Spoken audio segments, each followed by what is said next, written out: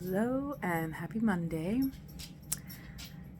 I have not decided yet if I'm going to just post or just record this video for my own processing or if I'm going to share it. Maybe this is just documentation so that I don't forget all the juicy shit going through my head and my heart right now, because I feel like this is a really potent time in my life, and some really beautiful realizations are happening, and a lot of emotion is moving, so I might cry, and that's totally okay. Yeah, sadness to a degree, mostly joy and liberation. It feels really good. Okay, so here it goes. This is the story of my creepy little kid. My son, ever since he was probably like 4 or 5 years old, has loved, borderline obsessed with dark, creepy creatures. The very first time he dressed up for Halloween, he was a werewolf, and I made the costume for him. I think that was the very first time, one of the first times anyway. And he was obsessed with werewolves, loved them so much. Loved creepy movies. He was watching Hellboy when he was 4 or 5 years old, coming home from school, and I was getting calls from the school that he can't be saying hell at school. I'm like, oh God, it's starting already. But he just loves it. He always has, and he still does. And if I'm being totally honest, I can relate. When I was a kid, I always thought monsters and things like that were really cool. Especially as an artist, that stuff's fun to create. I'm gonna try and stay on point here because there's so many facets to this. So, as I watched my son grow, and this fascination and passion for the dark and the creepy and the evil, if you will, it started to grow. I started to get nervous and think, fuck me, something wrong? Is this okay? Is it okay to let my son go down these dark paths? Where's this gonna lead him? Is it dangerous? Is there something wrong with him psychologically? But all of this stuff started going through my head. And then I tried for a little while to say to him, no, you can't, I'm not gonna watch that movie. It's too dark, too creepy, too scary. Mom, it doesn't scare me. I'm like, no, we can't. It's just too much. I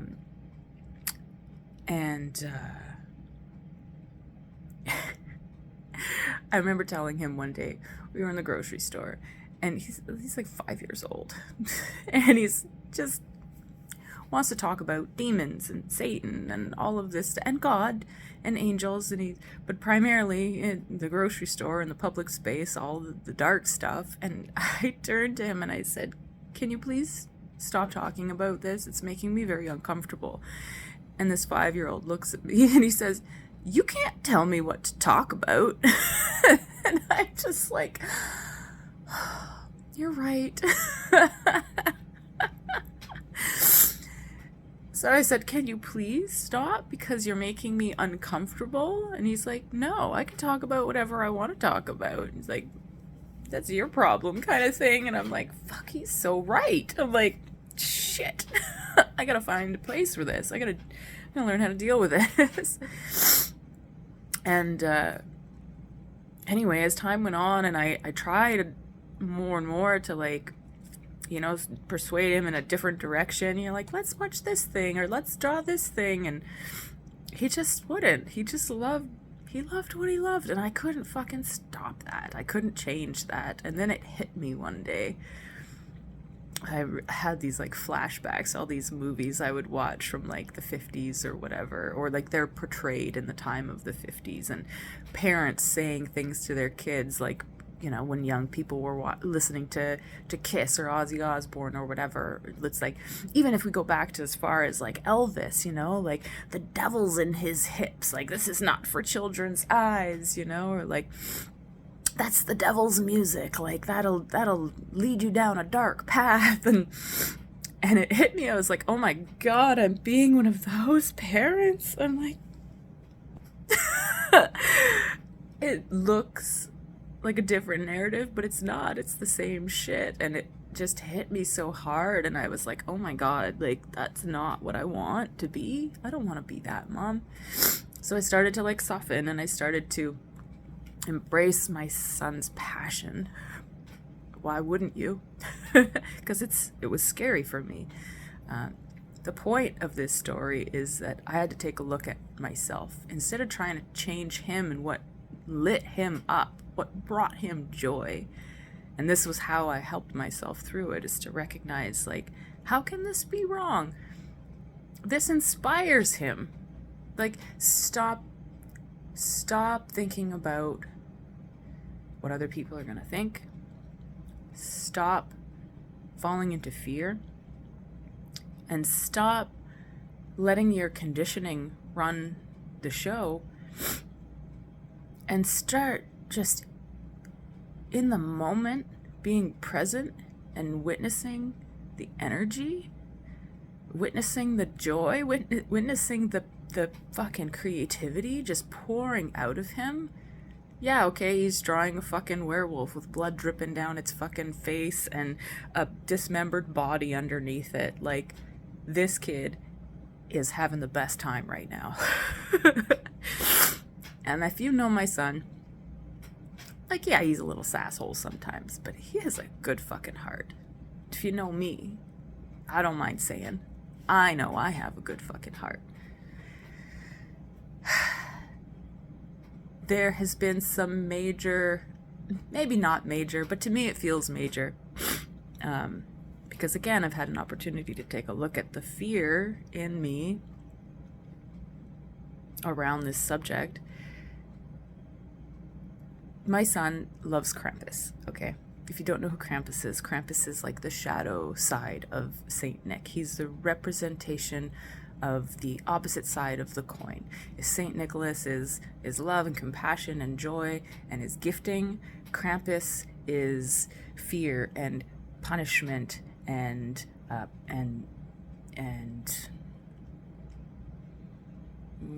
what's the word I'm looking for? Consequence to your shitty actions, if you will. If you are naughty, Krampus is the one who's going to come along and swat your ass into line. Maybe more, according to the folklore. But he is a part of German and Austrian Christmas traditions. And I knew nothing about it until my son discovered it, and I'm not sure how. And he's always been fascinated by it. He's always loved it. It's always been a part of our Christmas celebration since he's discovered it. So several years ago, he built his first Krampus mask, because my son and I are also big costumers. We love to dress up. We love to play in that realm. And my son has always costumed, like, all day, every day for so many years, and it was always really cool to see him too when he gets in costume. It's like he's gone and the character has now taken over. Anyway, he built this mask years ago, and at the time we were going to church on a semi-regular basis, or at least I was, and I would always give my son the option if he wanted to come with me or not. And after he built this mask, he said to me, I want to wear my Krampus mask at the Christmas Mass. And guys, I just couldn't. Fear crippled me. I was so like, no, I'm so sorry, buddy. And he was sad. Like, he was upset, and he didn't understand. He was so young and so innocent, and he just didn't get why he couldn't wear this mask to church. And I just couldn't. I'm like, I'm sorry, man. I'm like, I'm so sorry that I have to tell you that your creation is not going to be socially acceptable in a space like that. And yeah, I remember that being a difficult time. He just, like I said, he just didn't understand. So anyway, he got past it. And every year since, there's been a couple of years since, that it's become sort of like a yearly Christmas tradition that he will build a Krampus mask every Christmas. So he built one last year, and it was amazing. And he did it almost completely by himself. But I often will help him in these costume builds, and of course I do. And oftentimes I have ideas where I'm like, oh, you should do this, or you should do it that way. And he's like, nah, I don't want to. And I'm just like, oh man, it would look so cool if you did it like that. Like, I want to put some of my ideas in, and he's just like rigid, and he's like, no, I'm gonna do it my way. So I said last time, I'm like, I think next time I'm gonna build my own mask. I'm gonna build my own mask so I can do things my way. So this Christmas, I decided to build a Krampus mask alongside my son. And I actually got to start on it before he did. And I finished mine before he did. And I'm so fucking proud of it. It was a blast. We, spent the last month or so, 20 minutes a night or whatever. We just slap a Christmas movie on the TV and sit down together and craft at the coffee table. And it's been a really incredible experience in so many ways to build and create these with my son. And then so he says to me, Mom, I want to wear this mask at the Christmas, well, I thought he was talking about Old Time Christmas, because we went to Old Time Christmas last year and it was super rad, and I was like, yeah, let's go again this year. So he started talking about wearing his mask to the Christmas something, and I just assumed he meant Old Time Christmas. And then as the date started approaching, he said, no, I'm talking about like the parade, the Santa Claus parade. And I was like, oh, like you want to be in the parade, and you want me to be in the parade, and you want us to be dressed as Krampuses in a town with like probably close to 20 churches. I'm like,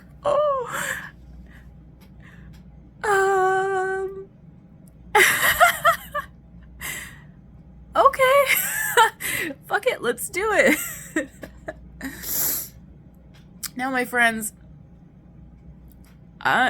we're not trying to make a statement here. He's not trying to make a statement. I was not trying to make a statement. I'm just trying to encourage my son to be his weird, fucking quirky, beautiful self, and to feel free to do that. And this has been a bit of a wild ride for me. There have been some moments of like, oh God, what am I doing? Like, the fear has crept in and tried to take its way with me. Just like, no, you can't. And I just said, fuck off. I'm doing it. I'm fucking doing it. And fuck anybody who doesn't like it. And I don't mean it like that.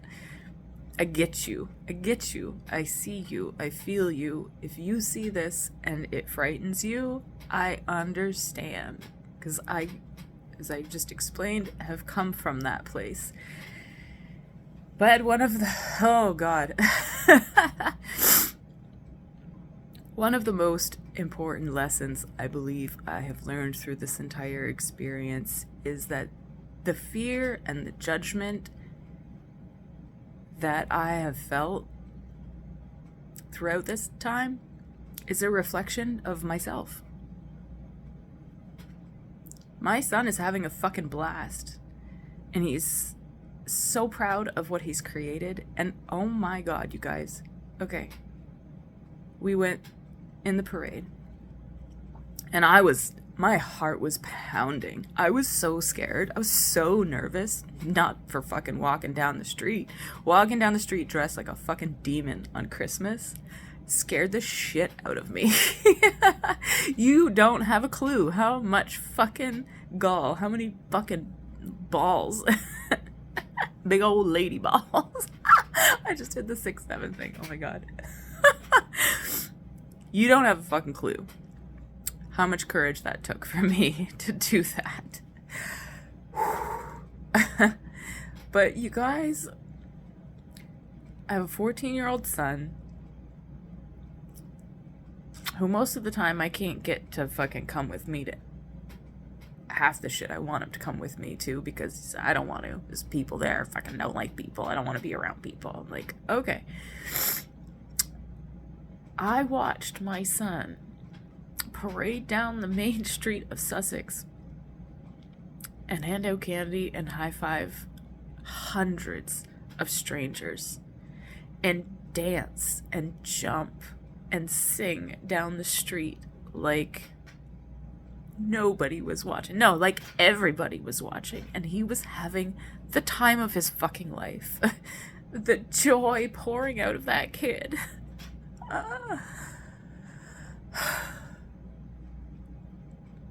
Anytime that I started to spiral in my head because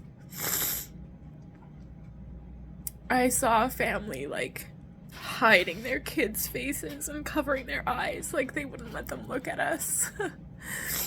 And that was right away, like as soon as we came out of the 8 Bazaars, and it hurt me. I was like, what am I doing? I'm the one who's wrong here.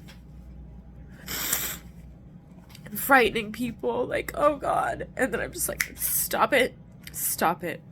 Their reaction to seeing this is their reaction. That has nothing to do with me or my son. It is their shit. And I don't know what that shit is, or what it looks like, or what it feels like to them, and I am genuinely sorry for anyone I hurt or caused so much discomfort. And I know there's I've seen a few things pop up on my Facebook feed about how demons shouldn't be part of a Christmas parade with kids in it. And I've chosen not to respond yet, and maybe I will. I don't know. But if one thing I've learned over the past several years of my life is that I am so done trying to explain myself to people who have absolutely no interest in understanding me. They don't want to hear my side of the story. They don't want to understand where I'm coming from. They just want to tell me how wrong I am and how right they are. And I can see it so clearly now, and I'm so done. I'm not giving them my energy anymore, because it's just a drain. It's just like pouring my joy down the fucking drain, and I'm just not gonna do it anymore. So I'm sorry. Not sorry for being me, and for my son being him. And if you could only have seen the joy radiating from this kid. He had the fucking time of his life. And I've seen a few posts, and thank you to anyone who has helped build me up throughout this. I saw a couple posts on my Krampus reel on my Facebook of people saying, like, Krampus was their kid's favorite part of the parade. One friend said that she asked her daughter, what was your favorite float? And she said, I love the Krampuses so much that I don't even remember the rest of the parade. Her 6-year-old or 5-year-old said this to her. I'm like, right, you guys, like, kids are so pure and so innocent. They haven't been conditioned with the judgments that we hold as adults. And I think so many of the adults are like, what about the kids? What about the kids? Like, what about the kids? The kids see these and are maybe a little nervous, maybe a little confused, also very intrigued and excited by it. So yeah. This might become a yearly tradition, if we don't get run out of town because of it. That's a joke. I know that won't happen, but yeah, what a fucking ride. And thank you again to anyone who has supported me and my son through these builds and recognized that we are just being us. We're just being our fucking weird, quirky, wonderful, strange, and sometimes a little bit dark selves. And it was an incredible experience building this mask with my son, and it was an incredible experience putting the costumes together and parading down our own street on Krampusnacht, and also celebrating our culture. This is the first time in my life. I'm 40. I've never given a fuck about my culture. And this is the first time in my life that when there started to be a little bit of like tension building and people making comments on posts that I had made, building up to this and creating my mask, that this demon has no place in Christmas. And I was like, fuck, well, I don't even really know anything about Krampus. Maybe I should do some research. And I started to research, and man, I was so fascinated by the folklore and by like the spiritual aspect of what is a shadow guardian?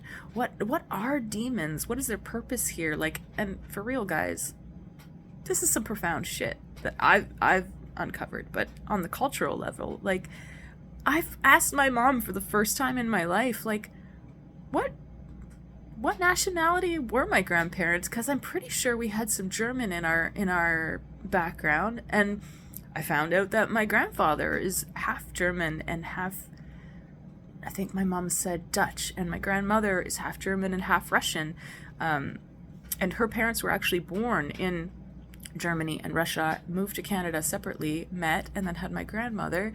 So she was first generation Canadian, my mom second, and then I would, I guess, be third. This is so cool because like Krampus is a German and an Austrian tradition, and I think from other places as well. But this has led me down learning, a path of learning more about my culture. And I think that's really fucking cool too. Like, there's just so much good that has unlocked from this, and I don't know the point I'm trying to make. I'm just sharing my story, sharing my experience, maybe in hopes that it will like crack open the hearts and the minds of some people who are so rigid and so stuck on this being evil. Like, what? Okay. God made demons too. God is all-knowing, all-powerful. Like, are you telling me God made a mistake? Like, these entities, these beings are here for a purpose. And I personally believe that the purpose is to keep us on the straight and narrow. If you start veering off too far and there's no consequences for your shit actions, maybe you just keep going. But if the demons come in and give you a fucking whipping with their birch sticks, maybe you'll be like, oh shit, I gotta behave myself. Do I believe that there are demons and even angels for that matter who have forgotten what their purpose is and have probably gotten off their own straight and narrow path, and maybe they believe it's their purpose to harm humanity or to bring humanity down? Sure. If that happens to humans and we get off our path and we forget who we are and what we're here to do, then I think that could probably happen with angels and with demons as well. But I think they're here primarily to keep the balance, to offer us this experience of light and dark, of duality, of good and evil, so we can understand what it is to feel unconditional love. Because without that point of reference, and by point of reference I mean like being cut off from unconditional love, feeling fear and feeling pain and feeling that desolate disconnect from source. If we don't have that point of reference, how can we really appreciate when we are in connection, when we are in flow, when we are in love, if we don't know what it is to not feel that, then how can we really appreciate it? And then, yeah, there's the choice. There's free will. What do you prefer? And I think personally that's what God is doing here with us in this little like experimental game we call life, is to give us the opportunity to experience what it is to live without him, and then to make the conscious choice to live with him. So we're not with God just because we're with God. We're with God because we choose to be with God. And I don't know if that resonates with any of you, but I'd love to hear your thoughts. And good God, if I post this and you've made it to here, thank you so much. This is this is quite a lengthy video, and it's very raw and very honest. It's like 10 o'clock Monday morning. The last thing I did before I went to bed last night was look at my phone and see some upset comment about how demons shouldn't be allowed in a Christmas parade. And I was like, all right, why the fuck did I put that in my brain right before bed? So then, of course, I woke up thinking about it and just not feeling all that great about it. But I brought myself back into alignment because I don't feel like I've done anything wrong. The energy behind it and the intention behind it and the joy that my son experienced and I witnessed him experience, and the joy that by the end of the parade, instead of seeing all of the like faces and all of the like faces, and instead of taking in that energy, I started scanning over the crowd and picking out the faces that were like, and they were waving and they're like, Krampus, and those were the people, and that was the energy I chose to focus my attention on. I was like, yeah. And man, what a beautiful life lesson. Another thing that I'm learning from this incredible experience, stepping into the darkness. What are you choosing to focus your attention on? I am choosing to focus my attention on the positive and on the praise and on the excitement and the support and the encouragement.